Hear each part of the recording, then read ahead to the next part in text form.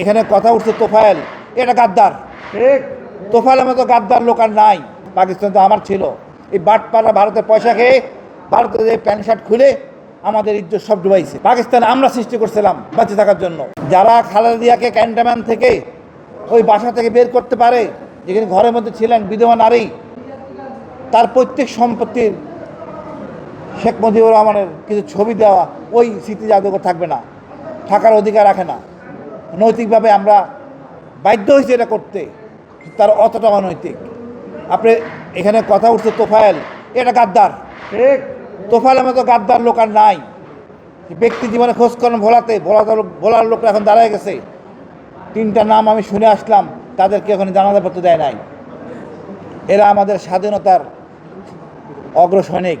কেন স্বাধীনতা বললে কিছু বলতে পারবে না, সেটা অন্য সময় আলোচনা করব। আজকে আমরা পাকিস্তানের দিকে দৌড়াই, খুশি হই, এই প্লেন পাবো সেই প্লেন পাবো। পাকিস্তান তো আমার ছিল। এই বাটপাড়া ভারতের পয়সা খেয়ে ভারতের এই প্যান্ট শার্ট খুলে আমাদের ইজ্জত সব ডুবাইছে। পাকিস্তান আমরা সৃষ্টি করছিলাম বাঁচে থাকার জন্য। সুতরাং ভারতকে ভয় পাওয়ার কিছু নাই। বিএনপিকে বলবো আমরা আপনার সাথে আছি, সর্বাত্মক সহযোগিতা করব। তবে আওয়ামী লীগকে না, এই দেশে আওয়ামী লীগের প্রতিষ্ঠিত হবে না। আওয়ামী লীগের ডিএনএর মধ্যে হত্যা সব কিছু জড়িত। স্বাধীনতার পর 30 থেকে 60 হাজার মুক্তিযুদ্ধ হত্যা করছে তারা। যারা করছে তারা রক্ষী বাহিনী, বিএলএফ ফোর্স, যেন উবানের, তারা কোনো যুদ্ধ করে নাই। তাদের এক অংশ আর্মিতে ছিল, যার মধ্যে একজন জেনারেল মাসুদ এখন বন্দী আছেন। বাকিরা সেক্রেটারিতে ছিলেন, কিছু লোক আছে বর্তমানে সুশীল। আমরা সচেতন থাকব, আমরা এখানে সবাইকে সম্মান করব, আমরা মাথা উঁচু করে দাঁড়াবো। আমরা সেই জাতি, পরীক্ষা দিয়ে সাহসী হয়েছি। আমরা লক্ষণ সেনা জাতি না।